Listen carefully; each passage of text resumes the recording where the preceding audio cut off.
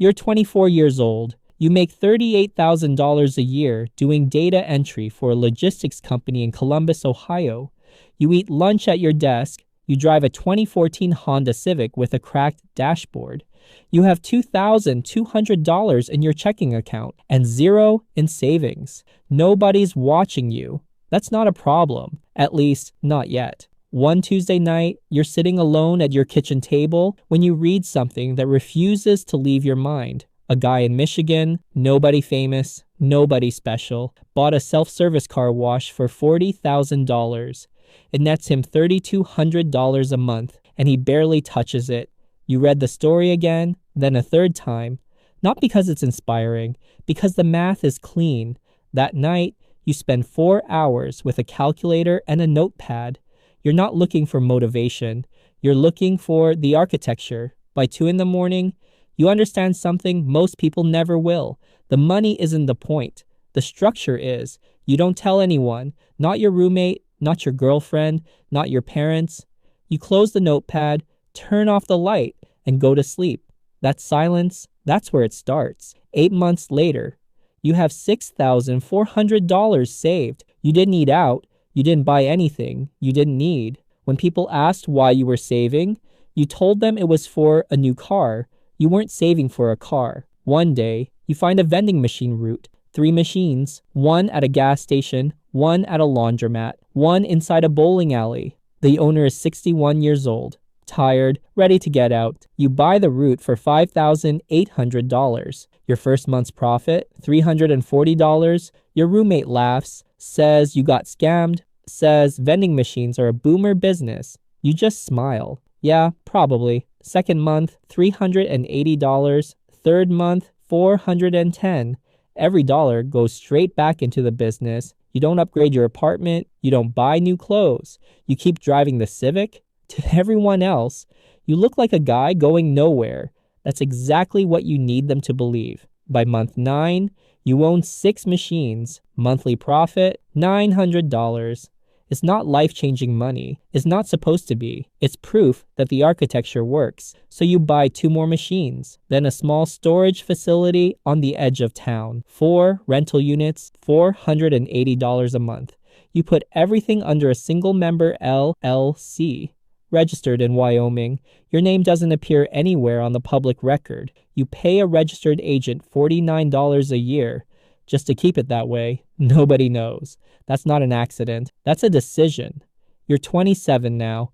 Your income from assets is $2,100 a month. Your salary is still $38,000 a year. You tell nobody, not because you're ashamed, because you've watched what happens when people find out. Your college friend, Marcus, his cousin found out he had money saved. 3 weeks later, there was a business idea, a loan request, a guilt trip about family. You watched the whole thing happen in slow motion. You made a different choice. You deleted your LinkedIn. You made your Facebook private, and you stopped talking about money entirely. At work, you complain about rent like everyone else. You're not lying. You're editing. There's a difference. You start reading about asset structures, LLCs, land trusts, holding companies, series LLCs. At first, none of it makes much sense, so you read it again. Then you meet a CPA named Raymond, 58 years old, works with small business owners, doesn't ask unnecessary questions. During your first meeting, he looks over your setup. It's simple, but clean. You ask him one question, how do I make it cleaner? He looks at you for a second longer than normal, then he gets to work. By the end of the year, your vending routes, your storage units, and the small duplex you just bought are spread across 2 LLCs and a land trust. When someone searches your name, it leads to almost nothing. You feel something shift, not pride, something quieter than that. You're 29 now. Your income from assets is $5,400 a month. You quit the logistics job. When people ask what you do, you tell them you're doing freelance consulting. It's vague enough that nobody asks twice. Your mornings look different now. You read business listings, regional brokers, auction listings. You're not looking for exciting. You're looking for boring and broken. One listing catches your eye: a coin laundromat in Indianapolis. The owner is 67. His knees are giving out. He wants $95,000. The machines are old, but they still work. Revenue is steady. The neighborhood is stable. You offer $82,000. He accepts. Your first full month, $4,200 in profit. 8 months later, you buy a second laundromat, then a small commercial cleaning company from a man named Earl. He just wants to retire. Before he leaves, Earl shakes your hand. "Take care of my people." You answer, "I will." The company has 6 employees, $28,000 in monthly contracts, and almost no online presence. Nobody's talking about it on social media. Nobody's making podcasts about commercial cleaning contracts. That's exactly why it works. Your portfolio now includes a vending route, 2 laundromats, 4 storage units, a duplex, and a cleaning company. Your monthly net income, $14,800. You're 29 years old. You drive a gray 2019 Chevy Malibu, nothing special. You live in a 2-bedroom apartment. You own the building.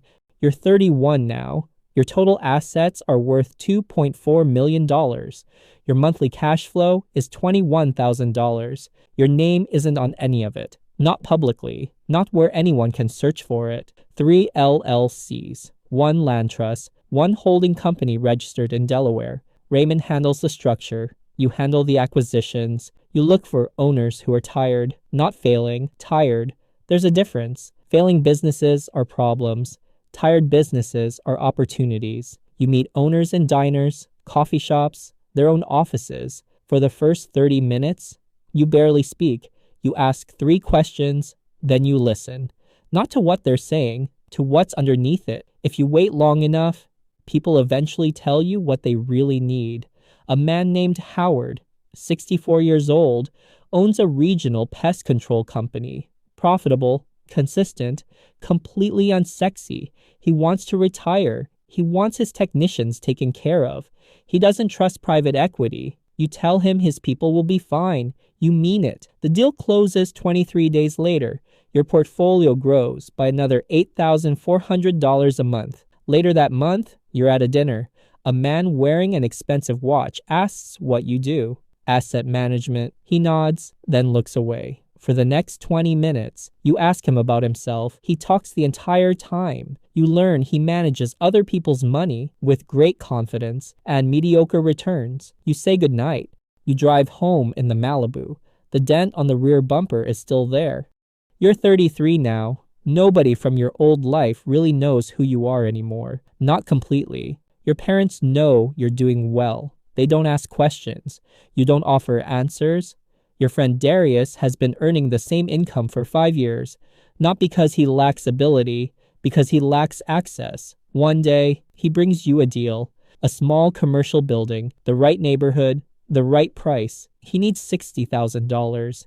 You don't write the check, not because you don't have it, because you've already learned that lesson.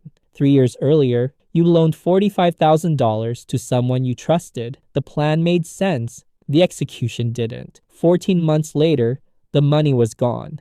The friendship eventually came back, but quieter, scarred. So this time, you do something different. 6 Sundays, sitting at Darius's kitchen table, deal structure, financing options, exit strategies, lease comparisons. Week after week, you work through every detail together. 7 weeks later, he secures a CDFI loan. The building closes. The numbers work, the property performs. A message pops up on your phone. "Bro, how did you know all that?" You reply, "I read a lot." He texts back, "You're weird." You smile. But some nights, you sit alone in your apartment and you feel the weight of every closed door. There are conversations you can never have, people you care about, worrying over problems you could solve with a single phone call. You watch it happen and you say nothing. It's not cruelty. It's structure, but structure has a cost, and some nights, you feel exactly what that cost is.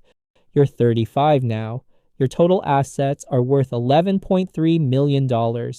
Your monthly cash flow, $68,000. On a Wednesday morning, Raymond sends you a portfolio summary, subject line, Q3, reconciliation, no exclamation point, no celebration, just numbers. You happen to be sitting in a diner when you read it. You put your phone down, finish your coffee. The waitress walks over. Want a refill? You smile. Yeah, please. That was the whole moment. No celebration, no phone call, no social media posts. Just another cup of coffee and the drive home. You own 22 assets now, spread across 9 different cities, none of them famous, none of them on anyone's travel list. Parking structures, self-storage facilities, laundromats, pest control companies, commercial cleaning businesses, billboard leases, medical billing, aggressively ordinary. That's what Raymond called it once. He meant it as mild criticism. You asked him to write it down. He looked at you.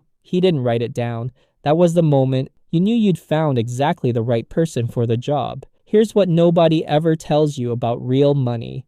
The quiet isn't humility, and it isn't some strategy you read online. It's structural, load-bearing, practical. The moment someone truly knows, not suspects, not assumes, knows, something changes. You've seen it happen 7 different times. They're still looking at you, but now they're also looking at a door they didn't know existed, trying to figure out where it leads, whether they should walk through it. They don't mean anything by it. It took you years to stop resenting that moment. But from then on, the relationship is different. There's a new room inside it now, a room both of you can feel, and neither of you will ever name. Every conversation after that carries that room. So you built a life designed never to create that moment. Not out of fear, out of mathematics.